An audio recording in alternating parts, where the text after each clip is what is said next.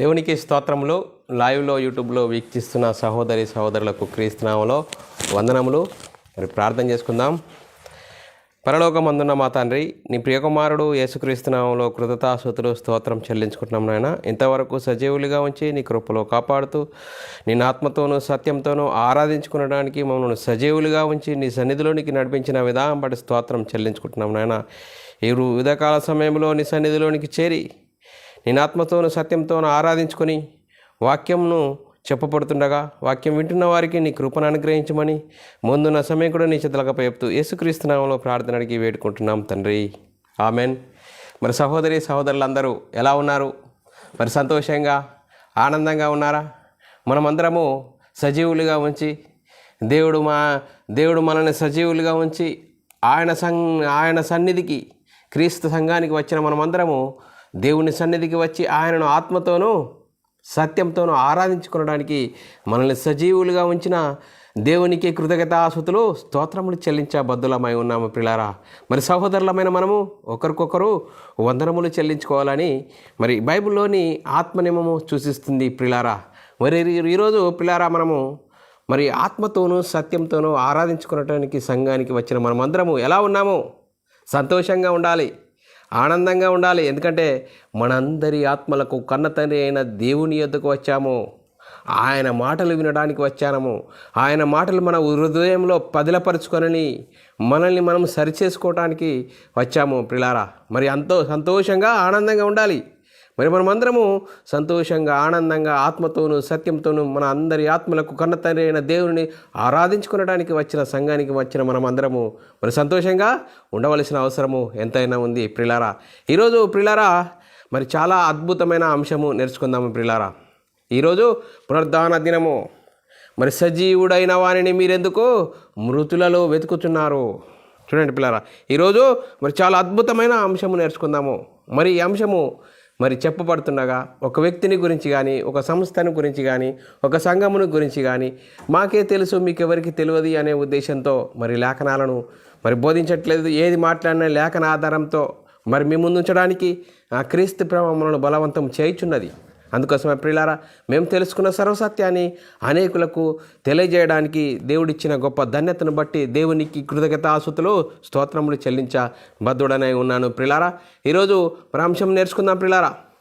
సజీవుడైన వారిని మీరెందుకు మృతులలో వెతుకుచున్నారు? చూడండి ప్రియులారా, మనము మరి ఈ అంశంను మనం నేర్చుకుందాం ప్రియులారా. మరి ప్రియులారా, ఈ అంశము సజీవుడైన వారిని మీరెందుకు మృతులలో వెతుకుచున్నారు అని మరి దేవదూతలు అంటున్నారు పిల్లారా. దేవదూతలు మరి యేసుక్రీస్తు జీవించిన కాలంలో ఏమంటుడు? మనుష్య కుమారుడు పాపిష్టులైన మనుషుల చేతికి అప్పగింపబడును, సిలువ వేయబడును, 3వ దినమందు లేపబడును. చూడండి, 3వ దినంలో లేపబడును అని యేసుక్రీస్తు సజీవుడుగా ఉన్నప్పుడు ఆయన మరి చెప్పిన సంగతులు ప్రియులారా, ఆయన చెప్పిన సంగతులను బట్టి ఆయన మరి మరి దేవదూతలు జ్ఞాపకం చేస్తున్నారు. మీరెందుకు సజీవుడైన వారిని మృతులలో వెతుకుతున్నారు అంటున్నాడు. చూడండి పిల్లారా, ఈరోజు పునరుద్ధాన దినము. మరి ఈరోజు యేసుక్రీస్తు తిరిగి లేచిన దినము. చూడండి పిల్లారా, మరి ఈ గొప్ప వాక్యమును మనము ఏ విధంగా అర్థం చేసుకుంటున్నాం? పిల్లారా, మొదటి శతాబ్దంలో యేసుక్రీస్తు దేవుని పనిని తండ్రి పనిని తుదముట్టించడమే ఆయనకు ఆహారమై ఉన్నది. మరి ఆయన పనిని తుదముట్టించడమే ఆయనకు ఆహారం ఉన్నాయి. తండ్రి, ఏదైతే నువ్వు నాకు పని అప్పగించావో ఆ పనిని నేను సంపూర్ణంగా నెరవేర్చి నేను మయంపరిచితిని. చూడండి పిల్లారా, యేసుక్రీస్తు మరి దేవుడు మరి జగత్తి పునాది వేయబడక మునిపే యేసుక్రీస్తును మరి నియమించాడు పిల్లారా. మరి చూడండి పిల్లారా, మనం ఆలోచన చేసినట్లయితే మరి దేవుడు వాగ్దానం ఇచ్చి ఆ ప్రవక్తల ద్వారా వాగ్దానం ఇచ్చి ఆ వాగ్దానం నెరవేర్పే యేసుక్రీస్తు ఈ లోకంలోనికి వచ్చాడు పిల్లారా. యేసుక్రీస్తు ఈ లోకంలోనికి వాగ్దానాల ప్రకారము ప్రవక్తల ద్వారా ఎవరైతే ప్రవచించారో ఆ ప్రవచన నెరవేర్పును ప్రకారము ఆ నెరవేర్పు ప్రకారం యేసుక్రీస్తు ప్రవక్తలు ప్రవచించిన ప్రవక్తలు ప్రవచించిన ఆ వాక్యమును బట్టి నెరవేర్పు ప్రకారం యేసుక్రీస్తు ఈ లోకానికి వచ్చి మరేం చేశాడు? దేవుని చిత్తాన్ని నెరవేర్చి సిలువలో మరణించి సమాధి చేసి 3వ దినమున తిరిగి లేచి పరలోకానికి 3వ దినమున తిరిగి లేచాడు. సజీవుడైన వారిని మీరు ఎందుకు మృతులలో వెతుకుచున్నారు? మరి లేఖనాలు చదువుకుందాం పిల్లారా, లేఖనాలు చదువుకుందాం. లూకాసు వార్త 24వ అధ్యాయము 1 నుంచి 5-6 వచనాలు చదువుకుంటే చాలా చక్కగా మనకు అర్థమవుతుంది. చూడండి పిల్లరా. ఆదివారం తెల్లవారుచుండగా తాము సిద్ధపరిచిన సుగంధ ద్రవ్యములను తీసుకొని సమాధి యొద్దకు వచ్చిరి. మరి సమాధిలో మరి చూడండి పిల్లలు, మనం ఆలోచన చేసి సమాధి ముందర ఉండిన రాయిని దొర్లింపబడి ఉండుట చూసి లోపలికి వెళ్ళిరి గాని ప్రభువైన యేసుక్రీస్తు దేహము వారికి కనబడలేదు. ఇందును గురించి వారికి ఏమీ తోచక ప్రకాశమైన వస్త్రములు ధరించిన 2 మనుషులు వారి యొద్ద నిలువబడిరి. వారు భయపడి ముఖములను నేల మోపి ఉండగా, మీరు సజీవుడైన వానిని మీరెందుకు మృతులలో వెతుకుచున్నారు? ఆయన ఇక్కడ లేడు, ఆయన లేచి ఉన్నాడు. ఆయన ఇంకా గలిలయలోనూ ఉండినప్పుడు మనుష్య కుమారుడు పాపిష్టులైన మనుషుల చేతికి అప్పగింపబడి సిలువ వేయబడి 3వ దినమున లేవవలసి ఉన్నదని ఆయన మీతో చెప్పిన మాట జ్ఞాపకం చేసుకున్నాడని వారితో చెప్పాను. అప్పుడు వారు ఆయన మాటలు జ్ఞాపకం చేసుకుని. చూడండి పిల్లరా, మనము ఆలోచన చేసినట్లయితే ఈ లేఖనాలను బట్టి యేసుక్రీస్తు సజీవుడిగా ఉన్నప్పుడు నేను పాపిష్టుల చేతికి అప్పగింపబడతాను, సిలువ వేయబడతాను, 3వ దినం తిరిగి లేస్తాను అని చెప్పబడిన మాటలు వీరు మర్చిపోయారు. యేసుక్రీస్తు ఉన్నవారు మర్చిపోయారు కాబట్టి యేసుక్రీస్తును చూడండి పిల్లరా, మనం ఒకటో వచనం చాలా అద్భుతంగా మనకు అర్థమవుతుంది. చూడండి పిల్లరా, వారు ఏం చేశారు? ఆదివారము తెల్లవారుచుండగా తాము సిద్ధపరిచిన సుగంధ ద్రవ్యములు తీసుకొని సమాధి యొద్దకు వచ్చిరి. చూడండి పిల్లరా, సుగంధ ద్రవ్యములు దేనికి పూస్తారు, ఎప్పుడు పూస్తారు అని మనం పరిశీలన చేసినట్లయితే ప్రియులారా, చాలా అద్భుతం. వాక్యం ఇంత లోతుల్లో మనం అర్థం చేసుకున్నప్పుడు మన ఆత్మీయ జీవితం ఇంత ఫలభరితంగా ఉండంగా మరి మనల్ని ఎందుకు తప్పుదోవ పడుతున్నామంటే వాక్యాన్ని ఆలోచించకపోవడము, వాక్యం లోతులో సత్యమైనది బహుదూరముగాను బహులోతుగా ఉన్న వాక్యాన్ని మనం చదువుకొని అర్థం చేసుకోలేకపోవడము. 1వ వచనం చాలా చక్కగా చదివితే, ఆదివారం తెల్లవారుచుండగా తాము సిద్ధపరిచిన సుగంధ ద్రవ్యములు తీసుకొని సమాధి యొద్దకు వచ్చారు. ఇప్పుడు యేసుక్రీస్తు సజీవుడిగా ఉన్నప్పుడు నేను మరణిస్తాను, మరి సమాధి 3వ దినంన తిరిగి లేస్తాను అని చెప్పినా కూడా వారు జ్ఞాపకం మర్చిపోయి ఏం చేశారు? ఆదివారం తెల్లవారుచుండగా సమాధి యొద్దకు వచ్చారు, సుగంధ ద్రవ్యములు తీసుకొని వచ్చారు. మరి వస్తే యేసుక్రీస్తు సమాధిలో ఉన్నాడా? లేడు. వారు చూడండి, వారు లేనప్పుడు వారు దేవదూతలు ఏం చేశారు? మీకు తెలియదా? సజీవుడైన వానిని మీరు ఎందుకు మృతులలో వెతుకుచున్నారు?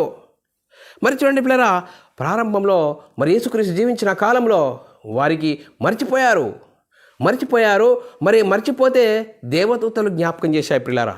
నేడు మరి మన పరిస్థితి మనం ఆలోచన చేసినట్లయితే, నేడు క్రైస్తవులుగా అనుకుంటున్న మనము, క్రైస్తవులుగా పిలువబడుతున్న మనము ఏ విధంగా ఆలోచన కలిగి ఉన్నామో, మరి నేడు యేసుక్రీస్తు దేవుని కుమారుడు, యేసుక్రీస్తు ప్రభు అని యేసుక్రీస్తు అందు విశ్వాసం ఉంచే యేసుక్రీస్తు నామంలో బాప్తీసం పొందిన మనము, క్రీస్తు మహిమను ధరించుకున్న మనము, సంఘంలో చేర్చబడిన మనము ఏం చేస్తున్నాం? ఈరోజు ఈ దినము ఉదయం లేవగానే కొంతమంది మరి సమాధులలో ఎందుకు వెళ్ళిపోయారు? ఎవరు చెప్పారు వెళ్ళిపోమని? లేఖనాలు చెప్తున్నాయా? తండ్రి అయిన దేవుడు చెప్పాడా మీరు సమాధుల యొద్దకు వెళ్ళండి? మరి యేసుక్రీస్తు చెప్పాడా నేను మరణిస్తాను, తిరిగి లేస్తాను, మీరు నా సమాధుల యొద్దకు రమ్మని యేసుక్రీస్తు మన లేఖనాలు చెప్పాడా? మరి చెప్పలేదే. మరి అపొస్తలులు ఎక్కడ చెప్పలేదు, చెయ్యలేదు. మరి మనల్ని ఎందుకు ఎవరు మోసం చేస్తున్నారు? ఏ విధంగా మరి వాక్యము ఆధారాలు మనకు ఎందుకు అర్థం కావట్లేదు? మా మనోనేత్రాలు గుడితనముగా చేయబడినా, మనోనేత్రాలు గుడితనముగా ఉన్నామా? ఏ విధంగా ఆలోచన చేస్తున్నాం? ఎందుకు మరి వాక్యం మనకు అర్థం కావడానికి లేదు? మరి మనం ఆలోచన చేసినప్పుడు చూడండి పిల్లరా, వాక్యంకు వ్యతిరేకంగా మనల్ని మోసం చేసేవాడు ఉన్నాడు, సాతాను. వాక్యాన్ని చూపెడతాడు, అది జరిగిపోయినదా? మరి మనము ఏ కాలంలో ఉన్నాము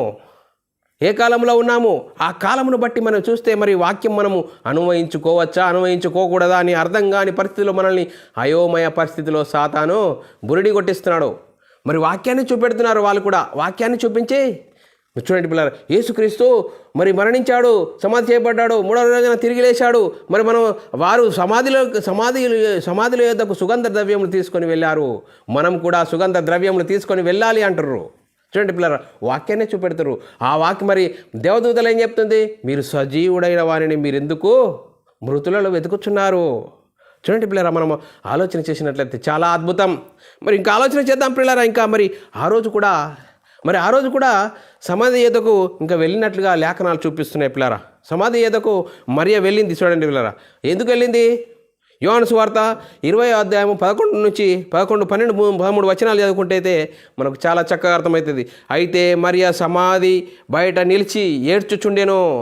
ఆమె ఏడ్చుచు సమాధిలో వంగి చూడగా తెల్లని వస్త్రములు ధరించిన 2 దేవదూతలు. చూడండి పిల్లరా, మనుషులను దేవదూతలు అనవచ్చా అని బైబిల్ గ్రంథం చెప్తుంది. దేవదూతలను మనుషులు అనవచ్చా అంటే అనవచ్చని లేఖనాలు చెప్తున్నాయి. దేవదూతలు యేసు దేహము ఉంచబడిన స్థలంలో తలవైపున ఒకడును కాళ్ళ వైపున ఒకడును కూర్చుండుట కనబడెను. వారు, అమ్మా ఎందుకు ఏడ్చుచున్నావు? ఆమెను అడగగా ఆమె, నా ప్రభువును ఎవరో ఎత్తుకొని పోయిరి, ఆయనను ఎక్కడ ఉంచిరో నాకు తెలియదని చెప్పెను. ఆమె ఈ మాట చెప్పి వెనుక తట్టు తిరిగి యేసు నిలిచి ఉండుట చూచెను గాని ఆయనను యేసు అని గుర్తుపట్టలేదు. పెట్టకుంటే ఆమె యేసు, అమ్మా ఎందుకు ఏడ్చుచున్నావు? ఎవరిని వెతుకుచున్నావు అని ఆమెను అడగగా ఆయన తోటమాలి అనుకొని, అయ్యా నీవు ఆయనను మోసుకొని పోయిన ఎడల ఆయనను ఎక్కడ ఉంచిరో నాతో చెప్పుము, నేను ఆయనను ఎత్తుకొని పోదునని చెప్పాను. చూడండి పిల్లరా, ఆమె కూడా మరి ఏం చెప్తుంది? యేసుక్రీస్తు కనబడ్డా కూడా ఆయన తోటమాలి అనుకొని నా ప్రభువును ఎవరో ఎత్తుకొని పోయారు. ఎప్పుడు ఎత్తుకొని పోతారండి? ప్రాణంతో ఉన్న వారిని ఎత్తుకొని పోతారా? మరి మరణించిన వారిని ఎత్తుకొని పోతారా? చూడండి, ఇక్కడ లేఖనాలు మనం ఆలోచన చేయాలి. మరి మరణించిన వారిని ఎత్తుకొని వెళ్ళే అవకాశం ఉంటుంది. కానీ మరి ఏమంటుంది? నా ప్రభువును ఎవరో ఎత్తుకొని పోయారు, నువ్వు చూసావా? మరి చూస్తే నాకు చెప్పు, నేను కూడా ఎత్తుకొని పోతానంటుంది. అందుకోసమే మరి మనము సజీవుడైన వారిని ఎవరిని ఎక్కడ వెతుకుతున్నామని దేవదూతలు చెప్తున్నాయి. చూడండి పిల్లరా, ఆలోచన చేయాలి. మనము లేఖనాలు ఈ విధంగా ఆలోచన చేస్తే సజీవుడైన వారిని మీరెందుకు వెతుకుతున్నారు అని ఆ రోజు దేవదూతలు వారికి చెప్పాయి. ఇప్పుడు మనకు ఎవరైనా జ్ఞాపకం చేసే అవకాశం ఉన్నదా? మరి వాక్యం ఉన్నదండి. అపొస్తలుల ప్రవక్తలు వేసిన పునాది మీద మనము కట్టబడాలి. అపొస్తలుల ప్రవక్తలు వేసిన పునాది మీద కట్టబడాలి. అపొస్తలులు ఎవరైనా చేశారా? వారు ఈ విధంగా చేశారా అంటే ఎవరు చేయలేదు పిల్లరా. మరి ఎందుకు మనం ఈ లేఖనాలను ఏ విధంగా అర్థం చేసుకుంటున్నాము? జరిగిపోయిన కాలం 1వ శతాబ్దంలో యేసుక్రీస్తు చేశాడు పిల్లరా. ఇప్పుడు ఎక్కడ ఉన్నాడు యేసుక్రీస్తు? తండ్రి కుడి పార్శ్వమున ఆసీనుడై ఉన్నాడు. మన కొరకు విజ్ఞాపన చేస్తున్నాడు. మనం ఎక్కడ వెతుకుతున్నాము? మనం ఇప్పుడు ఎక్కడ వెతుకుతున్నామండి? సజీవుడైన వారిని మీరెందుకు మృతులలో వెతుకుతున్నారు? ఇంకా మనము మృతులలో వెతుకుతున్న పరిస్థితి మనం చూస్తున్నాం పిల్లరా. మనం ఆలోచన చేయాలి. మరి యేసుక్రీస్తు శరీరధారిగా ఉన్నప్పుడు మృతుల పునరుద్ధానం గురించి చాలా సందర్భాలలో చెప్పాడు. నేను యెరూషలేము వెళ్తాను, నన్ను సిలువ వేస్తారు, 3వ దినం తిరిగి లేస్తాను అని చెప్పాడు. చూడండి పిల్లరా, మరి యేసుక్రీస్తు మృతులలో నుండి లేవడం ద్వారా మనకు కలిగిన లాభం ఏంటి? మరి అంతేకాకుండా నష్టం ఏంటి అనేది మనం ఆలోచన చేసినట్లయితే, యేసుక్రీస్తు మరణించి తిరిగి లేస్తాడు అనే నిరీక్షణ మనకు ఎప్పుడు కలిగింది? యేసుక్రీస్తు మృతులలో నుండి తిరిగి లేవగానే మనకు ఒక గొప్ప నిరీక్షణ కలిగింది. మరి చనిపోయిన వారు లేవరో అని మనకు తెలియని పరిస్థితిలో మరి యేసుక్రీస్తు మరణించి తిరిగి లేచాడు కాబట్టి మనకు ఒక గొప్ప నిరీక్షణ కలిగింది. చూడండి పిల్లరా, చనిపోయిన వారు తిరిగి లేచుటలో ప్రథమ ఫలము ఎవరు? యేసుక్రీస్తు అండి. ప్రథమ ఫలము యేసుక్రీస్తు అని లేఖనాల్లో చాలా చక్కగా మరి బోధిస్తున్నది. చూడండి పిల్లరా, మరి ఇంకా అంతేకాదు, మరి నేటి బోధలో ఏ విధంగా బోధిస్తున్నారంటే, మరి యేసుక్రీస్తు మరణించి తిరిగి లేచుటలో ప్రథమ ఫలము యేసుక్రీస్తు అని లేఖనాలు చెప్తున్నా కూడా నేటి కొంతమంది బోధ చేస్తున్నారేమని, ఆనోకు పరలోకి వెళ్ళిపోయాడు, మరి ఏలియా వెళ్ళిపోయాడు అని చెప్తున్నాడు. చూడండి పిల్లరా, మరి ఎందుకు మరి అలా వారు వెళ్ళిపోతే యేసుక్రీస్తు ప్రథమ ఫలం ఎలా అవుతాడు? మనం ఆలోచన చేయాలి. ఇంకా మనం ఆలోచన చేసినట్లయితే యేసుక్రీస్తు ప్రథమ ఫలం అని లేఖనాలు చెప్తున్నాయి. యోహాను సువార్త 3వ అధ్యాయం 13వ వచనమును మనం చదువుకున్నట్లయితే, మరియు పరలోకం నుండి దిగి వచ్చిన వాడే, అనగా పరలోకములో ఉండువాడు తప్ప మనుష్య కుమారుడి తప్ప పరలోకమును ఎక్కిపోయినవాడు ఎవడు లేడు. చూడండి పిల్లరా, యేసుక్రీస్తు తప్ప ఎవరు పరలోకానికి ఎక్కిపోలేరని చాలా లేఖనాలు చాలా స్పష్టంగా మనకు ఘోషిస్తున్నాయి, సూచిస్తున్నాయి. దాన్ని మనం అర్థం చేసుకోవాల్సిన అవసరం ఎంతైనా ఉంది. నేను పరలోకం వెళ్తున్నాను, మీకు స్థలము సిద్ధపరచ వెళుతున్నాను అంటూ యేసుక్రీస్తు చెప్తున్నాడు. యోహాను సువార్త 14వ అధ్యాయము 2వ వచనం 3వ వచనంలో చాలా చక్కగా వ్రాయబడ్డది, నా తండ్రి ఇంట అనేక నివాసములు కలవు, మరి లేని ఎడల మీతో చెప్పుదును, మీకు స్థలము సిద్ధపరచ వెళుచున్నాను. యేసుక్రీస్తు చెప్తున్నాడండి, నేను స్థలం సిద్ధపరచా వెళుతున్నానని చెప్తున్నాడు. నేను వెళ్ళి మీకు స్థలం సిద్ధపరచని ఎడలా, నేను సిద్ధపరిచిన ఎడలా మరి నేనుండు స్థలంలో మీరును ఉండులాగున మరలా వచ్చి నా యొద్ద ఉండుటకు మిమ్మును తీసుకొని పోదును. చూడండి పిల్లరా, యేసుక్రీస్తు రెండాలా కూడా వస్తాడట, మనల్ని తీసుకొని పోతాడట. మనకేంటి, యేసుక్రీస్తు వస్తాడు మనల్ని తీసుకొని పోతాడు అని ఒక గొప్ప నిరీక్షణ కలిగిన వారమే క్రైస్తవులం పిల్లరా. యేసుక్రీస్తు వస్తాడు మనల్ని తీసుకెళ్తాడు అని గొప్ప నిరీక్షణ కలిగి ఉన్నాం మనం ఇప్పుడు క్రైస్తవులు. మనము ఇప్పుడు నిద్రించిన వారిలో ప్రథమ ఫలం ఎవరండి? యేసుక్రీస్తు అని లేఖనాలు చెప్తున్నాయి. 1 కొరింథీయులకు రాసిన పత్రిక 10:20 రాయబడిన మాట, ఇప్పుడైతే నిద్రించిన వారిలో ప్రథమ ఫలము క్రీస్తు మృతులలో నుండి లేపబడి ఉన్నాడో. 21 మనుషుని ద్వారా మరణము వచ్చెను గనుక మనుషుని ద్వారానే మృతుల పునరుద్ధానము కలిగెను. చూడండి పిల్లరా, మనుషుని ద్వారా మరణం వచ్చెను. ఎవరు ఆ మొదటి మనిషి? ఎవడు? ఆదాము. మరణము, ఆత్మ మరణం వచ్చింది. మరి ఒక మనుషుని ద్వారా మరణం వచ్చెను, ఆ ఒక మనుషుని ద్వారానే మృతుల పునరుద్ధానం కలిగిన. మృతుల పునరుద్ధానం ఎవరి ద్వారా కలిగింది? యేసుక్రీస్తు ద్వారా కలిగింది. చూడండి పిల్లరా, మరి క్రీస్తు కంటే ఎవరు పరలోకం వెళ్ళలేరని లేఖనాలు చాలా చక్కగా చెప్తున్నాయి. కానీ మరి అనేకులు మరి ఏలియా వెళ్ళాడు, మరి ఆనోకు వెళ్ళాడు అని చెప్తున్నారు. కానీ లేఖనాలను బట్టి మనం అర్థం చేసుకోవాల్సింది ఏంటంటే ఎవరు వెళ్ళలేరు అని లేఖనాలు చాలా స్పష్టంగా చెప్తున్నాయి. అందుకోసమే క్రీస్తు శ్రమపడి మృతులలో నుండి పునరుద్ధానం పొందిన వారిలో మొదటి వాడని మరి లేఖనాలు సూచిస్తున్నాయి. ఏ విధంగా? అపొస్తలుల కార్యము 26:22 మనం ఎదుగునట్లయితే ఆయనను నేను దేవుని వలన సహాయం పొంది నేటి వరకు నిలిచియుంటిని. క్రీస్తు శ్రమపడి మృతుల పునరుద్ధానములు పొందువారిలో మొదటి వాడగుట చేత ఈ ప్రజలకును అన్ని జనులకును వెలుగు ప్రచురించువాడుగా ఉంటిని అని పౌలు గారు చెప్తున్నాడు. చూడండి పిల్లరా, మరి అంతేకాదు, కొలసీలకు రాసిన పత్రిక 1:18 రాయబడ్డది, సంఘమును ఆయన శరీరమునకు ఆయన శిరస్సు, ఆయనకు అన్నిటిలో ప్రాముఖ్యత కలుగు నిమిత్తము ఆయన ఆది అయి ఉండి మృతులలో నుండి లేచుటలో ఆది సంభూతుడాయను. చూడండి పిల్లరా, మృతులలో నుండి లేచుటలో ఆయన ఆది సంభూతుడాయను. మరి యేసుక్రీస్తు మృతులలో నుండి తిరిగి లేచడం వలన మనం జీవంతో కూడిన నిరీక్షణ మనకు కలిగింది అని లేఖనాలు చెప్తున్నాయి. 1 పేతురు రాసిన పత్రిక 1:3-4 చాలా చక్కగా రాయబడ్డది. మరి మన ప్రభు అయిన యేసుక్రీస్తు తండ్రి అయిన దేవుడు స్తుతింపబడునుగాక. మన ప్రభు అయిన యేసుక్రీస్తు తండ్రి అయిన దేవుడు స్తుతింపబడునుగాక. 4 మృతులలో నుండి యేసుక్రీస్తు తిరిగి లేచుట వలన జీవముతో కూడిన నిరీక్షణ మనకు కలుగునట్లు, అనగా అక్షయమైనది, నిర్మలమైనది, వాడబారనది అయిన స్వాస్థ్యము మనకు కలుగునట్లు ఆయన తన విశేష కనికరం చొప్పున మరలా మనల్ని జన్మింపజేశాడు. చూడండి పిల్లరా, గొప్ప నిరీక్షణ అనేది మనకు కలిగింది. అంతేకాదు, మరి నిరీక్షణ కలిగిన మనం ఏం చేయాలి? ఏమని నమ్ముకోవాలి? యేసుక్రీస్తును యేసయ్యాన్ని నమ్ముకోవాలా? అది కాదండి, యేసుక్రీస్తు ప్రభు అని నమ్ముకోవాలని లేఖనాలు చెప్తున్నాయి. యేసుక్రీస్తు ప్రభు అని నమ్ముకోవాలని లేఖనాలు చెప్తున్నాయి. రోమీయులకు రాసిన పత్రిక 10:9 చాలా స్పష్టంగా రాయబడ్డది,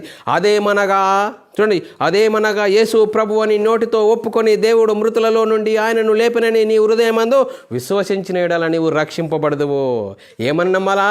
యేసయ్యాని నమ్మడం కాదు, అది యేసయ్యా నమ్మడం వాక్య విరుద్ధము అని లేఖనాలు చెప్తున్నాయి.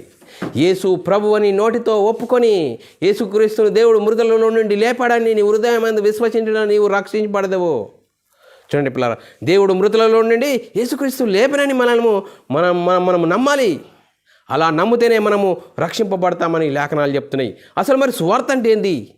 సువార్త అంటే యేసుక్రీస్తు మరణించాడు, తిరిగి లేచాడు అని లేఖనాలు చెప్తున్నాయి. సువార్త అంటే ఏంటిది అని లేఖనాలు చూసుకున్నట్లయితే 1 కొరింథీయులకు రాసిన పత్రిక 15:1-4 చాలా చక్కగా చదువుకుంటే మనకు అర్థమవుతుంది. చూడండి పిల్లరా, మరి చూడండి, మరియు సహోదరులారా, నేను మీకు ప్రకటించిన సువార్త మీకు తెలియజేయుచున్నాను, మీరు దానిని అంగీకరించితిరి, దాని అందే నిలిచి ఉన్నారు. మీ విశ్వాసం వ్యర్థమైతేనే కానీ నేను ఏ ఉపదేశ రూపకంగా సువార్త మీకు ప్రకటించుతున్నో ఆ ఉపదేశం మీరు గట్టిగా పట్టుకున్న ఎడల ఆ సువార్త వలన మీరు రక్షణ పొందువారయ్యుందురు.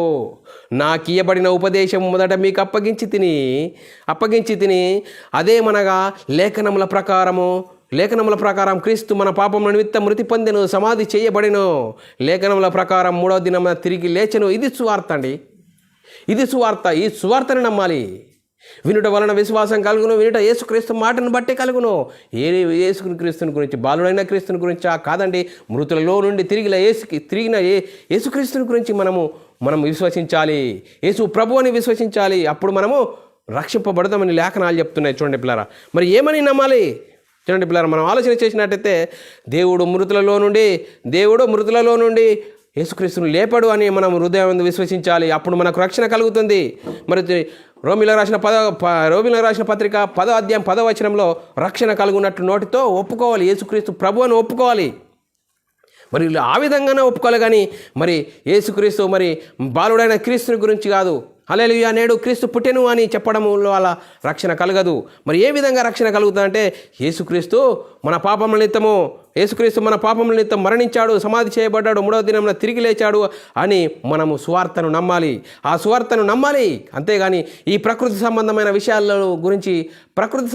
విషయాలు చెప్తున్నారు. ఈరోజు నేను యెరూషలేము వెళ్ళానండి, అక్కడ పేతురు వల వేశాడు, ఆ వలని చూశానండి. నేను యెరూషలేము నుంచి మట్టి తీసుకొచ్చానని మరి చెప్తున్న పరిస్థితులు ఇప్పుడు ప్రకృతి సంబంధమైన బోధలు చాలా విస్తారంగా మరి ఆకర్షిస్తున్నాయి. చూడండి పిల్లలు, మనం లేఖనాలను చూసుకోవాలి. మరి అపోస్తులు ప్రవక్తలు ఎవరిని గురించి ప్రకటించారు? వీరు చెప్తున్న ప్రకృతి సంబంధమైన బోధలను గురించి చెప్పారా? లేదే యేసుక్రీస్తు మరణ సమాధిని గురించి ప్రకటించారు. యేసుక్రీస్తు మరణించాడు, తిరిగి లేచాడు అని అపోస్తులు సాక్ష్యం చెప్పారు. ఏమని సాక్ష్యం చెప్పారు అని మనము లేఖనాలను పరిశీలన చేసినట్లయితే అపోస్తుల కార్యం 4వ అధ్యాయం 33వ వచనమును మనం చదువుకున్నట్లయితే, ఇదియుగాక అపోస్తులు బహుబలముగా ప్రభు అయిన యేసు పునర్ధానము గురించి సాక్ష్యం ఇచ్చిరి. దైవ కృప అందరి యందు అధికముగా ఉండెను. మరి ఏమని ప్రకటిస్తున్నారు? దేవుడు నిశ్చయించిన సంకల్పమును ఆయన భవిష్యత్తు జ్ఞానమును అనుసరించి అప్పగింపబడిన ఈయనను మీరు దుష్టుల చేత సిలువకు అప్పగించితిరి, సిలువ వేయించితిరి.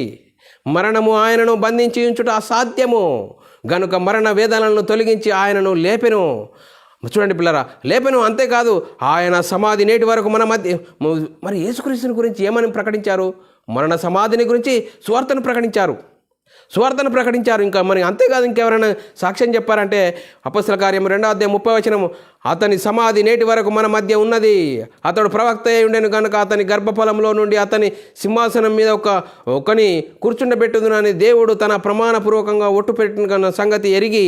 మరి 31వ వచనము, అపోస్తల కార్యం 2వ అధ్యాయం 31వ వచనం, క్రీస్తు పాతాళములో విడువబడలేదనియో ఆయన శరీరము కొల్లిపోలేదని దావీదు ముందుగా తెలుసుకొని ఆయన పునర్ధానం గురించి సాక్ష్యం ఇచ్చెను.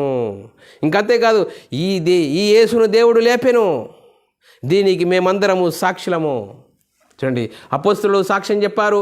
మరి దావీదు కూడా సాక్ష్యం చెప్పాడండి. దావీదు ఎప్పటివాడు? యేసుక్రీస్తు కంటే పూర్వము 1000 సంవత్సరాల ముందటివాడు.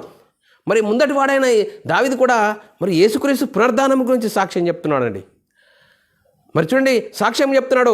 క్రీస్తు పాతాళంలో విడవబడలేదు, ఆయన శరీరం కులిపోలేదని దావీదు ముందుగా తెలుసుకొని ఆయన పునర్ధానం గురించి సాక్ష్యం ఇచ్చాడు. ఆ సాక్ష్యము ఇంకా అపోస్తలులు కూడా చాలా చక్కగా చెప్తున్నారు. అపోస్తలులు, మేము యేసుక్రీస్తును శరీరరీతిగా ఎరగము,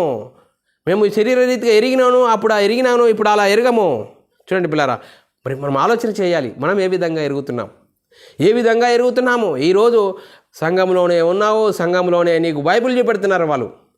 మరి అది మనకు వర్తిస్తుందా, జరిగిపోయిందా అనే ఆలోచన కలగకుండా మరి లేఖనాలు ఏ విధంగా మనము ఆలోచించుకుంటున్నాము, ఏ విధంగా మన జీవితాలను సరిదిద్దుకుంటున్నాం? అపోస్తులు ప్రవక్తలు ఎవరైనా ఎక్కడైనా మరి సమాధుల యొద్దకు వెళ్ళలేదు. మరి ఎందుకు మనం వెళ్తున్నాము? మరి దేవుడు చెప్పనిది, యేసుక్రీస్తు చెప్పనిది, అపోస్తులు చేయనిది మనతో చేపిస్తున్నాడు, బైబిల్నే చూపెడుతున్నాడు. అది మనం చూసి మనము అది జరిగిపోయిందా? ఇప్పుడు యేసుక్రీస్తు ఎక్కడున్నాడు?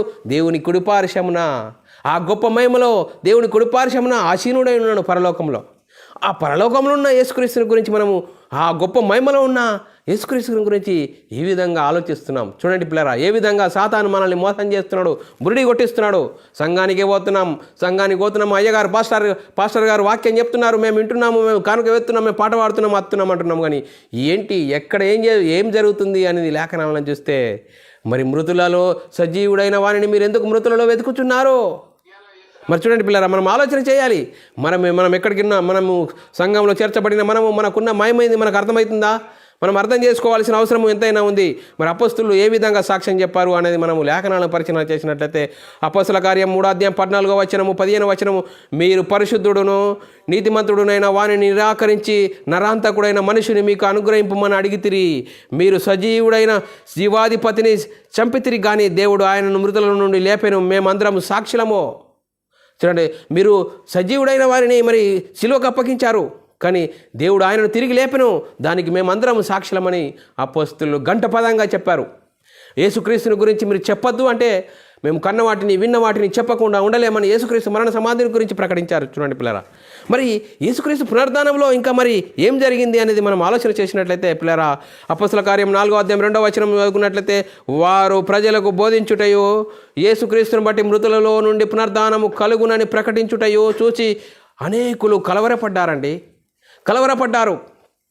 మరి కలవరపడమే కాకుండా ఇంకా అంతేకాదు, అపొస్తల కార్యం 10:32 మృతుల పునరుద్ధానం గురించి వారు విన్నప్పుడు కొందరు అపాస్యం చేసుకునిరి, మరికొందరు నీవు చెప్పున్నది ఇంకొకసారి మరి చెప్పుమని చెప్తున్నారు. చూడండి పిల్లరా, అపాస్యం చేశారు. ఏంటి యేసుక్రీస్తు తిరిగి లేవడం ఏంటి అని. చూడండి పిల్లరా, ఆ రోజే మొదటి శతాబ్దంలోనే అపాస్యం చేశారు. మరి ఇప్పుడు ఇంకా చాలా విస్తారంగా అయిపోతుంది. అందుకోసమే అపొస్తల కార్యం 24:15 నీతిమంతులను గురించి నీతిమంతులకును అనీతిమంతులకును పునరుద్ధానం కలుగబోచున్నదని మీరు నిరీక్షించుచున్నట్లు నేను కూడా దేవుని యందు నిరీక్షణ కలిగి ఉన్నాను. మరి నీతిమంతులకును అనీతిమంతులకు పునరుద్ధానము కలుగబోచున్నదని వీరు నిరీక్షించిన నేను కూడా దేవుని యందు నిరీక్షణ కలిగి ఉన్నాను అని చెప్తున్నాడు. చూడండి పిల్లరా, పౌలు గారు ఇంకా మనం ఆలోచన చేసినట్లయితే పౌలు గారు యేసుక్రీస్తు పునరుద్ధానంలో ఇంకా మరి క్రైస్తవ పునరుద్ధానం కూడా దాగి ఉన్నదని చాలా స్పష్టంగా చెప్తున్నాడు పౌలు గారు యేసుక్రీస్తు పునరుద్ధానం గురించి నేడు వారి ఎదుట నేను విమర్శించుచున్నాను. ఇంకా ఏ విషయంలో తప్ప యేసుక్రీస్తు పునరుద్ధానం గురించి నేను నన్ను విమర్శిస్తున్నారు అని చెప్తున్నాడు.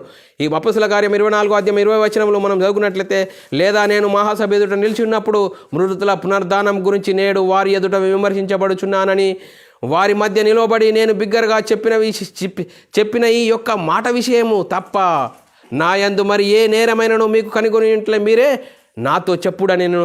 చూడండి పిల్లరా, యేసుక్రీస్తు ఎందుకు విమర్శింపబడ్డాడు? యేసుక్రీస్తు మరణించి తిరిగి లేచాడని మరి పౌలు గారు మరి గంటపదంగా చెప్పారు, కానీ పౌలును విమర్శిస్తున్నారు. ఏంటి యేసుక్రీస్తు తిరిగి లేవడం ఏంటి అని. మరి యేసుక్రీస్తు గురించి పౌలు గారు చాలా బ్రహ్మాండంగా చెప్పాడండి. యేసుక్రీస్తు మరణించాడు, మరి లేఖనాలను జ్ఞాపకం చేసి పౌలు గారు యేసుక్రీస్తు మరణించాడు, తిరిగి లేచాడు, తిరిగి లేవడం ద్వారా మనకు ఒక గొప్ప నిరీక్షణ కలిగిందని చాలా చక్కగా మరి పౌలు గారు అద్భుతంగా వాక్యము మరి మనకు లేఖనాలు ఉన్నాయి పిల్లరా. ఆ లేఖనాలను మనం అర్థం చేసుకోవాలి. అందుకోసమే చూడండి పిల్లరా, మనుషుని ద్వారా మృతుల పునరుద్ధానం కలిగెను, మరి యేసుక్రీస్తు ద్వారా మృతుల పునరుద్ధానం కలిగెను. మొదటి కొరింథీయులకు రాసిన పత్రిక 10:21 మనుషుని ద్వారా మరణము వచ్చెను కనుక మనుషుని ద్వారానే మృతుల పునరుద్ధానం కలిగెను. మరి క్రీస్తు పునరుద్ధానంలో ఏమి ఇమిడి ఉంది? క్రైస్తవ పునరుద్ధానం కూడా ఇమిడి ఉందని లేఖనాలు చాలా చక్కగా చెప్తున్నాయి. మొదటి కొరింథీయులకు రాసిన పత్రిక 6:14 దేవుడు ప్రభువును లేపెను, మనల్ని కూడా తన శక్తి వలన లేపునని లేఖనాలు చాలా చక్కగా చెప్తున్నాయి. 2 కొరింథీయులకు రాసిన పత్రిక 4:14-15 చాలా చక్కగా రాబడ్డది. కాగా పౌలు గారు అంటున్నాడు, కాగా నేను విశ్వసించి తిని కనుక మాటలాడి తిని అని వ్రాయబడిన ప్రకారము అట్టి విశ్వాసంతో కూడిన ఆత్మ గలవారమై ప్రభు అయిన యేసును లేపినవాడు యేసుతో కూడా మమ్మను కూడా లేపి మీతో కూడా తన ఎదుట నిలబెట్టినని ఎరిగి మేమును విశ్వసించుచున్నాము గనుక మాటలాడుచున్నాము. చూడండి పిల్లరా, ఎందుకు మాట్లాడుచున్నాము? మమ్మల్ని కూడా తిరిగి లేపుతాడు. గొప్ప నిరీక్షణ ఉన్నది. యేసుక్రీస్తు తిరిగి లేవడం ద్వారా గొప్ప నిరీక్షణ మనకున్నది. ఇప్పుడు మన నిరీక్షణ ఏంటండి? యేసుక్రీస్తు వస్తాడు, మనల్ని తీసుకొని వెళ్తాడు అనే గొప్ప నిరీక్షణ క్రైస్తవులమైన మనము కలిగి ఉండాలి. ఆ కలిగి ఉన్న మనము ఏం చేస్తున్నాము? సజీవుడైన వానిని మీరెందుకు మృతులలో వెతుకుచున్నారు? ఆ రోజు యేసుక్రీస్తు జీవించిన కాలంలో మరి యేసుక్రీస్తు వారికి చెప్పినా కూడా వారికి జ్ఞాపకం లేకుంటే దేవదూతలు వచ్చి జ్ఞాపకం చేసినాయి. మరి మనకు ఎవరు జ్ఞాపకం చేస్తారు? లేఖనాలు. అపొస్తలులు ప్రవక్తలు ఏం చేశారు? అపొస్తలులు ప్రవక్తలు దేని గురించి సాక్ష్యం ఇచ్చారు? యేసుక్రీస్తు మరణ సమాధిని గురించి సాక్ష్యం ఇచ్చారు. యేసుక్రీస్తు మరణ సమాధిని గురించి ప్రకటించారు. మరి మనం ఏం చేయాలి? యేసుక్రీస్తు మరణ సమాధిని గురించి మనము స్పష్టంగా తెలుసుకోవాలి. యేసుక్రీస్తుని ఎవరని నమ్ముకుంటున్నావు? యేసుక్రీస్తు యేసయ్యని నమ్ముకుంటున్నావా? అది కాదు సహోదరులారా, యేసుక్రీస్తు ప్రభువని విశ్వసించాలని లేఖనాలు చెప్తున్నాయి. యేసుక్రీస్తు మరణించాడు, తిరిగి లేచాడు. మరి మనం ఏ విధంగా నమ్ముకుంటున్నాం? మనం ఆలోచన చేయాలి. మరి చూడండి పిల్లరా, క్రీస్తు పునరుద్ధానంలో మనకు కలిగిన లాభం ఏంటి? మరి క్రీస్తు పునరుద్ధానంలో పొందకుంటే మనకు నష్టం ఏంటి అనేది మనం ఆలోచన చేసినట్లయితే మొదటి పేతురు రాసిన పత్రిక 1వ అధ్యాయం 4వ వచనమును మనం చదువుకున్నట్లయితే, మృతులలో నుండి యేసుక్రీస్తు తిరిగి లేచుట వలన జీవంతో కూడిన నిరీక్షణ మనకు కలుగునట్లు, అనగా అక్షయమైనది, నిర్మలమైనది, వాడబారనిది అయిన స్వాస్థ్యం మనకు కలుగునట్లు ఆయన తన విశేష కనికరం చొప్పున మనలను మరలా జన్మింపజేసెను. చూడండి, గొప్పగా మనకు నిరీక్షణ అనేది కలిగింది. అక్షయమైనది, నిర్మలమైనది, వాడబారనిది అయిన స్వాస్థ్యం మనకు కలుగునట్లు. చూడండి పిల్లరా, అంత గొప్ప నిరీక్షణ మనం కలిగి ఉండాలి. అందుకోసమే ఆయన తన విశేష కనికరం చొప్పున మనల్ని మరలా జన్మింపజేసెను. మొదటి దశలోనికి రాసిన పత్రిక 5వ అధ్యాయం 10వ వచనంలో రాయబడ్డది. ఏ విధంగా అంటే, మనం మేలుకొని ఉన్నను, నిద్రపోవచ్చున్నను, తనతో కూడా జీవించు నిమిత్తము ఆయన మన కొరకు మృతి పొందాడు. అంతేకాదు, ఇంకా రోమీయులకు రాసిన పత్రిక 4వ అధ్యాయం 25వ వచనంలో, ఆయన మన అపరాధముల నిమిత్తము అప్పగింపబడి మనల్ని నీతిమంతులుగా తీర్చబడుటకు లేపబడెను. మన అపరాధాల నిమిత్తము అప్పగింపబడ్డాడు, మనల్ని నీతిమంతులుగా తీర్చబడడానికి తిరిగి లేచాడని లేఖనాలు చెప్తున్నాయి. మరి అలా నమ్ముకున్న, అలా మనం నిరీక్షణ కలిగిన మనం ఏం చేయాలి? మరి యేసుక్రీస్తు ఎవరని నమ్ముకోవాలి? మరి యేసుక్రీస్తు తిరిగి లేచాడని మనం నిరీక్షణ కలిగి ఉండాలి. రోమీయులకు రాసిన పత్రిక 6వ అధ్యాయం 8-9 వచనాల్లో, మనము క్రీస్తు కూడా చనిపోయిన ఎడల మృతులలో నుండి లేచిన క్రీస్తు ఇకను చనిపోడని, మరణము ఇక ఆయన మీద ప్రభుత్వము లేదని ఎరిగి ఆయనతో కూడా జీవించుదుమని నమ్ముచున్నాము. యేసుక్రీస్తు మరణించి తిరిగి లేవడం ద్వారా ఆయన మీద ప్రభుత్వం లేదు. ఆయన విశ్వసించిన మనము యేసుక్రీస్తు ప్రభు అని విశ్వసించి, యేసుక్రీస్తు దేవుని కుమారుడు, యేసుక్రీస్తు ప్రభు అని విశ్వసించి, యేసుక్రీస్తు మరణించి తిరిగి లేచాడు, దేవుడు లేపాడు అని మనం విశ్వసించిన ఎడల మనం కూడా మన మీద ప్రభుత్వము లేదని మనం ఎరిగి ఉండాలని లేఖనాలు చెప్తున్నాయి. చూడండి పిల్లరా, అందుకోసమే క్రీస్తు పునరుద్ధానం పొందడం వల్ల పొందకుంటే మనకు నష్టమేంటి? యేసుక్రీస్తు పునరుద్ధానం పొందకుంటే మనకు నష్టమేంటి? మరి కొందరు చెప్తున్నారు, మరి మృతుల పునరుద్ధానమే లేదని మొదటి శతాబ్దంలో చెప్తున్నారు. చూడండి పిల్లరా, ఎంత భయంకరమైన పరిస్థితి! మొదటి శతాబ్దంలోనే యేసుక్రీస్తు పునరుద్ధానం కలగలేదు, లేవలేడంటుండు. కొందరు పునరుద్ధానం లేదని ఎట్లు ప్రకటించుచున్నారు. మొదటి కొరింథీయులకు రాసిన పత్రిక 10వ అధ్యాయం 12 నుంచి చదువుకుంటే 12-13 వచనాలు చదువుకున్నట్లయితే చాలా చక్కగా చెప్తున్నది. మొదటి శతాబ్దంలో పౌలు గారు పునరుద్ధానం కలగలేదు అంటే వారిని ఏ విధంగా వాక్యంతో మెప్పించాడు. క్రీస్తు మృతులలో నుండి లేపబడిన ఎడల ప్రకటింపబడు. చూడండి, క్రీస్తు మృతులలో నుండి లేపబడి ఉన్నాడని ప్రకటింపబడుచుండగా మీలో కొందరు పునరుద్ధానం లేదని ఎట్లు చెప్పుచున్నారు? మృతుల పునరుద్ధానం లేని ఎడల క్రీస్తు కూడా లేపబడలేదు. మరి చూడండి, మరియు క్రీస్తు లేపబడిన ఎడల మేము చేయు ప్రకటన వ్యర్థమే, మీ విశ్వాసము వ్యర్థమే. చూడండి, ఇంకంతేకాదు, దేవుడు క్రీస్తును లేపినని ఆయనను గురించి మేము సాక్ష్యం చెప్పుచున్నాము కదా. మృతులు లేపబడని ఎడల దేవుడు ఆయనను లేపలేదు కనుక మేము దేవుని విషయమై అబద్ధ సాక్షులమై ఆగుపడదుము. అంతేకాదు, 10వ వచనం, మృతులు లేపబడని ఎడల క్రీస్తు కూడా లేపబడలేదు. క్రీస్తు లేపబడని ఎడల మీ విశ్వాసం వ్యర్థమే, మీరు ఇంకనూ మీ పాపంలోనే ఉన్నారు. అంతేకాదు, క్రీస్తు నిద్రించిన వారిని గురించి క్రీస్తునందు నిద్రించిన వారును నశించిరి. చూడు, మొట్టమొదటికే మరి మోసం తెచ్చే భయంకరమైన పరిస్థితి. ఆ రోజు మరి యేసుక్రీస్తు తిరిగి లేవలేకుంటే అసలు మనం ప్రకటించేది వ్యర్థమే, మన విశ్వాసం వ్యర్థమే, అంతా వ్యర్థమని పౌలు గారు చెప్తున్నాడు. ఇంకంతే, వారు ప్రకటించేవారు ఏ విధంగా ఉంటారట? కొరుకుపుండు ప్రాకినట్లు వారి మాటలు ప్రాకుతాయట. మరి చూడండి, 2వ తిమోతి రాసిన పత్రిక 2వ అధ్యాయం 17-18 వచనాల్లో రాయబడిన మాట చదువుకున్నట్లయితే వారి మాటలు ఏ విధంగా ఉంటాయట? కొరుకుపుండు ప్రాకినట్లు వారి మాటలు ప్రాకును, వారిలో ఉమనైనను పిలేతును ఉన్నారు. వారు పునరుద్ధానం గతించినని చెప్పుచు సత్య విషయము తప్పిపోయి కొందరి విశ్వాసమును చెరుపుచున్నారు.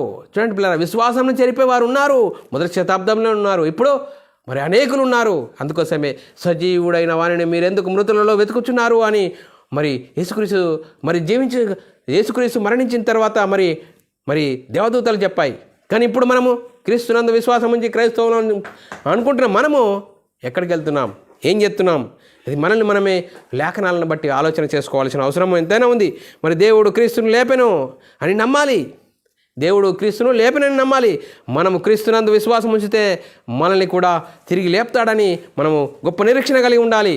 అంతేకాదు మరి అలా నిరీక్షణ కలగకుండా ఈ లోక సంబంధమైన ప్రకృతి సంబంధమైన వాటి కోసం యేసుక్రీస్తుని నమ్ముకుంటున్నావా? అలా నమ్ముకుంటే మనుషులందరికంటే దౌర్భాగ్యులు అవుతామని లేఖనాలు చెప్తున్నాయి. మొదటి కొరింథీయులకు రాసిన పత్రిక 15:19 ఈ జీవితకాలం మట్టుకే మనం క్రీస్తునందు నిరీక్షించిన మనుషులందరికంటే దౌర్భాగ్యులమవుతాము. చూడండి పిల్లరా, యేసుక్రీస్తు యొద్దకు ఎందుకు వస్తున్నావు? మనమైన ఆత్మను రక్షించుకోవాలి. చూడండి పిల్లరా, యేసుక్రీస్తు తిరిగి లేచిండు ఎందుకు? ఈ లోక సంబంధమైన వాటి కోసం కాదు, ప్రకృతి సంబంధమైన వాటి కోసం కాదు. ప్రకృతి సంబంధమైన వాటి కోసము బట్టి నువ్వు విశ్వసిస్తే నీ విశ్వాసం సరి అయినది కాదని లేఖనాలు చాలా చక్కగా చెప్తున్నాయి. ఇంకంతేకాదు, ఇంకా మరి క్రీస్తు పునరుద్ధానములో మరి మనం ఆలోచన చేయాలి. క్రీస్తు పునరుద్ధానంలో ఐక్యం కావాలంటే ఏం చేయాలి? మనము ఏం చేయాలి? క్రీస్తు పునరుద్ధానం గురించి వినాలి, విశ్వసించాలి, ప్రకటించాలి. చూడండి ఫిలిప్పీయులకు రాసిన పత్రిక 3:10-11 చాలా చక్కగా రాబడినది. ఏ విధం చేతనైనా పౌలు గారు అంటుండు, ఏ విధం చేతనైనను పౌలు గారు చూడండి పిల్లరా, మరి మనం ఆలోచన చేయాలి. మనం ఆలోచన చేసినట్లయితే పౌలు గారు ఏమని చెప్తున్నారంటే, ఏ విధం చేతనైనను మృతుల పునరుద్ధానము కలుగునట్లు ఆయన మరణ విషయంలో సమాన అనుభవం గలవాడనై ఆయన పునరుద్ధానమును గురించి ఎరుగు నిమిత్తము ఆయన శ్రమలలో పాలివాడవుట ఎట్టిదో ఎరుగు నిమిత్తము సమస్తము నష్టముగా వాటిని పెంటతో సమానముగా ఎంచుకొనుచున్నాను. చూడండి పిల్లరా, మరి పౌలు గారు ఏమంటున్నాడు? సమస్తము పెంటతో సమానంగా ఎంచుకుంటున్నాను. ఆయన పునరుద్ధానంలో పాలివారం కావాలంటే యేసుక్రీస్తు మరణ సమాధిని గురించి ప్రకటించాలి. ప్రకటించడమే మనకు కలిగిన గొప్ప భాగ్యము. మరి చూడండి పిల్లరా, మనం ఆలోచన చేయాలి. ఆ భాగ్యము యేసుక్రీస్తు దేవుని కుమారుడు, యేసుక్రీస్తు ప్రభు అని యేసుక్రీస్తు నామములో బాప్తీసం పొందాలి. అప్పుడు బాప్తీసం పొందడం ద్వారానే మనము క్రీస్తు మహిమను ధరించుకుంటాము. మనం తీసుకున్న బాప్తీసం ఏ విధంగా ఉన్నది? ఏ విధంగా మరి బైబిల్ ఏం చెప్తుంది? యేసుక్రీస్తు నామములో బాప్తీసం తీసుకోవాలని చెప్తున్నా కూడా మరి దీనిని మనము ఆలోచన చేయట్లేదంటే ఏం చేస్తున్నాం? సాతాను ఏ విధంగా మనల్ని మోసం చేస్తున్నాడు? చూడండి పిల్లరా, రోమీయులకు రాసిన పత్రిక 6:3-4 చాలా స్పష్టంగా చెప్తున్నది. క్రీస్తులోనికి బాప్తీసం పొందిన మనమందరము ఆయన మరణములోనికి బాప్తీసం పొందితే మనం మీరెరుగారా? చూడండి, ఆయన మరణంలోనికి బాప్తీసం పొందిరని మీరు ఎరుగరా? కాబట్టి తండ్రి మహిమ వలన క్రీస్తు మృతుల నుండి ఎలాగూ లేపబడినో అలాగే మనమును బాప్తీసం వలన మరణంలో పాలు పొందుటకు ఆయనతో కూడా పాతిపెట్టబడితిమి. మరి 5వ వచనము, మరియు ఆయన మరణం యొక్క సాదృశ్యమందు ఆయనతో ఐక్యం గల వారమైన ఆయన పునరుద్ధానం యొక్క సాదృశ్యమందును ఆయనతో ఐక్యం గల వారమై ఉందుము. 8వ వచనము, మనము క్రీస్తు కూడా చనిపోయిన మృతులలో నుండి లేచిన క్రీస్తు ఇకను చనిపోడని ఎరిగి మరణము ఇకను ఆయన మీద ప్రభుత్వం లేదని ఎరిగి ఆయనతో కూడా జీవించుదామని నమ్ముచున్నాము.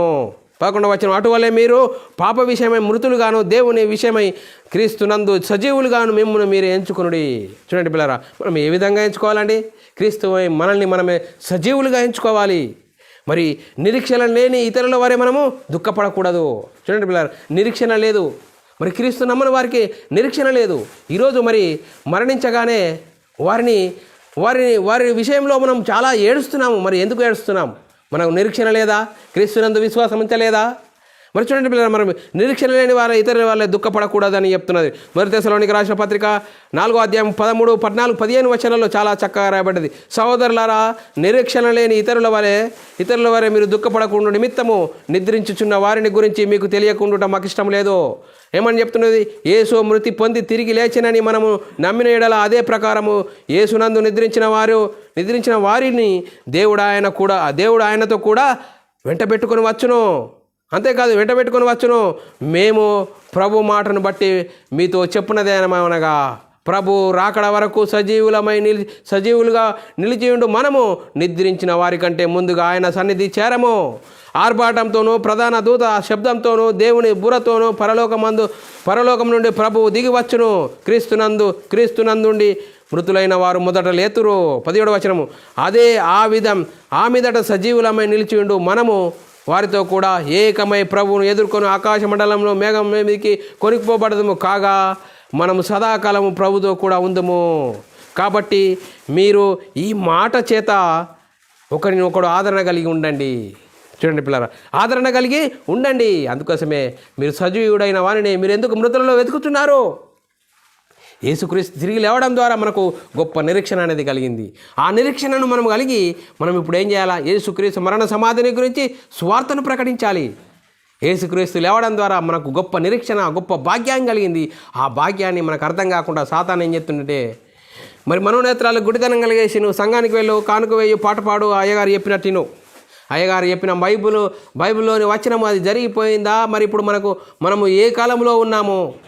యేసుక్రీస్తు మరణించి తిరిగి లేచి పరలోకానికి వెళ్ళి పరలోకంలో ఉన్న పరిశుద్ధాన్ని పంపించి మళ్ళీ యేసుక్రీస్తు పరలోకానికి వెళ్ళాడు. తండ్రి కొడుకు పరిశ్రమను ఆశీరునై ఉన్నాడు, మన కొరకు విజ్ఞాపన చేస్తున్నాడు. ఆ గొప్ప మహిమలో ఉన్న యేసుక్రీస్తుని గురించి మరి సంవత్సరానికి ఒకసారి పుట్టిస్తున్నారు, సంవత్సరానికి ఒకసారి చంపేస్తున్నారు. చూడండి పిల్లారా, ఏ విధంగా భయంకరమైన పరిస్థితిలో నేటి క్రైస్తవ సమాజం వెళ్ళిపోయిందో చూడండి పిల్లారా. లేఖనాలు ఏం చెప్తున్నాయి? యేసుక్రీస్తుని ఎందుకు నమ్ముకోవాలి? మనమై ఉన్న ఆత్మను రక్షించుకోవాలి. యేసుక్రీస్తు ఎందుకు వచ్చాడు? మనందరి పాపాలను తీసివేయడానికి యేసుక్రీస్తు ఈ లోకానికి వచ్చాడు. లేఖనాల ప్రకారము యేసుక్రీస్తు ఈ లోకానికి వచ్చి తండ్రి చిత్తాన్ని నెరవేర్చి మరి యేసుక్రీస్తు శిలువలో మరణించాడు, సమాధి చేయబడ్డాడు, 3వ దినమున తిరిగి లేచాడు. చూడు, సజీవుడై లేచాడు. సజీవుడైన లేచిన వాణిని మీరు ఎందుకు మృతులలో వెతుకుతున్నారని ఆ రోజు దేవదూతలు వారికి చెప్పాయి. ఇప్పుడు మనకు లేఖనాలను బట్టి అపొస్తలులు, ప్రవక్తలు ఏ విధంగా వారు జీవించారు, వారు చేసిన పనేంటి?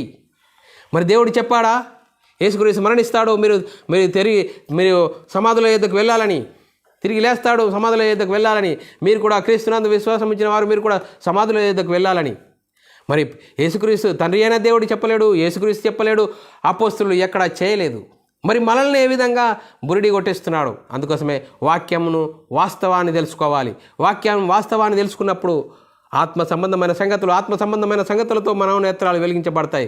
ఆ విధంగా మన ఆత్మీయత స్థితిని సరిదిద్దుకుందాం ప్రియులారా. లేఖనాలను బట్టి మనము అర్థం చేసుకోవాలి. మరి యేసుక్రీస్తు తిరిగి లేవడం ద్వారా మనకు గొప్ప నిరీక్షణ అనేది కలిగింది. యేసుక్రీస్తు వస్తాడు, మనల్ని తీసుకుని వెళ్తాడు. మరి భూమి మీద ఉన్న మనము వాక్య ప్రకారంగా బ్రతకాలి. మనుషులు కల్పించిన పద్ధతులు, దేవోపదేశములని వాటిని అనుసరించకూడదు. లేఖనాలు, అపొస్తలులు, ప్రవక్తలు ఏం చేశారు, మనమేం చేస్తున్నాము అనేది లేఖనాలను బట్టి మనము ఆలోచన చేసుకోవాలి. అపొస్తలులు, ప్రవక్తలు దేని గురించి ప్రకటించారు? యేసుక్రీస్తు మరణ సమాధిని గురించి ప్రకటించారు. మనం క్రీస్తునందు విశ్వాసం ఇచ్చిన మనము యేసుక్రీస్తు దేవుని కుమారుడు, యేసుక్రీస్తు ప్రభు అని విశ్వసించి యేసుక్రీస్తు నామంలో బాప్తీసం పొందుకుంటే అప్పుడు క్రీస్తు మహిమను ధరించుకుంటాము. ఆ మహిమలో ఉన్న మనం ఏం చేస్తామంటే సువార్తను ప్రకటిస్తాం. ఆ సువార్తను ప్రకటించడమే క్రైస్తవుడికున్న పని. మనము సజీవులుగా ఉండి క్రీస్తు సువార్తను ప్రకటించాలి. యేసుక్రీస్తు 2వ రాకడలో వస్తాడు. ఎవరైతే వాక్యానుసారంగా జీవిస్తారో కష్టమైన నష్టమైన ఈ లోకంలో శ్రమలు వస్తాయి. క్రైస్తవుడైనందుకు శ్రమ అనుభవించాలి, సుఖాలు రావు. మరి క్రైస్తవుడికి పూలబాట కాదు, ముళ్ళబాటనే. చూడండి పిల్లరా, వాక్యం ఏ విధంగా చెప్తుంది, ఆ విధంగా మన ఆత్మీయ జీవితం ఉన్నదా లేదా? అందుకోసమే మరి యేసుక్రీస్తు జీవించిన కాలంలో యేసుక్రీస్తు మరణించి తిరిగి లేచిన తర్వాతనే దేవదూతలు వారితో చెప్పాయి, సజీవుడైన వారిని మీరు ఎందుకు మృతులలో వెతుకుతున్నారు? మనము ఇప్పుడు నేటి కాలంలో యేసుక్రీస్తు మరణ సమాధిని గురించి సువార్తను విన్న మనము, క్రీస్తునందు విశ్వాసం ఇచ్చిన మనము, యేసుక్రీస్తు దేవుని కుమారుడు, యేసుక్రీస్తు ప్రభు అని విశ్వసించి యేసుక్రీస్తు నామములో బాప్తీసం పొందితే మాత్రము ఆ యేసుక్రీస్తు మహిమను ధరించుకుంటాము. ఆ విధంగా కాకుండా యేసయ్యాని నువ్వు విశ్వాసం ఉంచితే ఆ విశ్వాసం చెల్లదని బైబిల్ చెప్తుంది. మరి చూడండి, తండ్రి అయిన దేవుడు యేసుక్రీస్తుగా వచ్చాడు, యేసుక్రీస్తే పరిశుద్ధాత్ముడుగా వచ్చాడని అలా విశ్వాసం ఉంచి నువ్వు సంఘంలో కొనసాగితే నీ విశ్వాసం చెల్లదని బైబిల్ చెప్తుంది. అందుకోసమే లేఖనాలను బట్టి మనము ఆలోచన చేయాలి. యేసుక్రీస్తు దేవుని కుమారుడు, యేసుక్రీస్తు ప్రభువు, యేసుక్రీస్తు మనందరి నిమిత్తం మరణించాడు, సమాధి చేశాడు, 3వ దినం తిరిగి లేచాడు. తిరిగి లేవడం ద్వారా మనకు గొప్ప నిరీక్షణ అనేది కలిగింది. యేసుక్రీస్తు 2వ రాకడలో వస్తాడు. ఆ 2వ రాకడలో వచ్చేంత వరకు మనము వాక్యానుసారంగా మన ఆత్మీయత స్థితిని సరిదిద్దుకోవాలి. అందుకోసమే మనం పొందుకున్న మహిమను దొంగిలించేవాడున్నాడు సాతాను. శరీరాశ, నేత్రాశ, జీవడ్డమ్మాన్ని చూపించేవాడున్నాడు. ఏ విధంగా నిన్ను పడగొట్టడానికి వాడు, ఏ విధంగా కొంచెము నీకు సమయం ఉంటే వాడు నిన్ను చిత్తు చేసేస్తాడు. అందుకోసమే ఆత్మానుసారంగా జీవించాలి. ఆత్మ సంబంధమైన సంగతులతో సరిచూసుకుని మన ఆత్మీయ ప్రయాణమును వాక్యానుసారంగా వాక్యంతో చెక్ చేసుకోవాలి. మనం ఉదయం లేవగానే అద్దంలో ముఖం చూసుకుంటామే, సరి చేసుకుంటామే. మన ఆత్మీయత స్థితిని చూసుకోవాలంటే వాక్యము, అపొస్తలులు, ప్రవక్తలు వేసిన పునాది. ఆ పునాదిలో మనం వాక్య ప్రకారంగా ఉన్నమా లేమా లేకుంటే సరిచేసుకొని మన ఆత్మీయత స్థితిని సరిచేసుకొని ఆ దేవుడు ఉండే పరలోకం చేరే గొప్ప ధన్యత. లేదు మేము మా ఇష్టానుసారంగా చేస్తాం, మా తాత చేసిండు, మా ముత్తాత చేసిండు, మేము ఇలా చేస్తామంటే అది మీ ఇష్టం. వాడు సాతానికి సిద్ధపరిచిన నరకానికి పోయే భయంకరమైన పరిస్థితి. ఈ రెండు పరిస్థితులు మన ముగ్గుంటి ఉన్నాయి సహోదరులారా, సహోదరుడా. లేఖనాలను బట్టి మేము చెప్పడం జరిగింది. లేఖనాల ప్రకారంగా మన ఆత్మీయ జీవితంను సర్దిద్దుకునే గొప్ప ధన్యత దేవుడు మనకు అనుగ్రహిస్తున్నందుకు దేవునికి కృతజ్ఞతాస్తుతులు స్తోత్రం చెల్లించబద్దులై ఉన్నాము పిల్లారా. మరి సహోదరులందరికీ వందనములు. మరి ఈ విన్న వాక్యం ప్రతి ఒక్కరి హృదయంలో నీరు గట్టి ఫలింప చేయను గాక. ఆమెను ప్రార్థన చేసుకుందాం పిల్లారా. పరలోకమందున్న మా తండ్రి, నీ ప్రియ కుమారుడు యేసుక్రీస్తు నామములో కృతజ్ఞతాస్తుతులు స్తోత్రం చెల్లించుకుంటున్నాం నాయన. ఇంతవరకు సజీవులుగా ఉంచి నీ కృపలో కాపాడుతూ భద్రపరుస్తూ సజీవుడైన వారిని మృతులలో ఎందుకు వెతుకుతున్నారు అనే గొప్ప మరి వాక్యాన్ని చెప్పుకోవడానికి కృప చూపినందుకు స్తోత్రాలు. విన్న వాక్యాన్ని విడిచిపెట్టకుండా విన్న మాటల ప్రకారం మా ఆత్మీయ జీవితంలో సర్దిద్దుకొని నీకు మహిమ తెచ్చేవారం, మా ఘనత తెచ్చేవారంగా ఉండే ధన్యత భాగ్యం మాకు అందరికీ అనుగ్రహించేందుకు స్తోత్రం చెల్లించుకుంటూ యేసుక్రీస్తు నామములో ప్రార్థన అడిగి వేడుకుంటున్నాం తండ్రి, ఆమెన్. సహోదరులారా, ఇలాంటి అంశాలు వినాలనుకుంటున్నారా? మరి యూట్యూబ్ ఛానల్లో బైబుల్ విజ్డమ్ అకాడమీ బేరాన్ని సబ్స్క్రైబ్ చేసుకోండి. మీరు వినండి, అనేకులకు షేర్ చేయండి. మరి మీ వ్యక్తిగత ప్రార్థనలో మా పరిచర్య ప్రార్థనలో జ్ఞాపకం చేసుకోవాల్సిందిగా క్రీస్తు ప్రేమను బట్టి బతిమాలుకొచ్చున్నాను. అందరికీ వందనములు, దేవునికి స్తోత్రములు.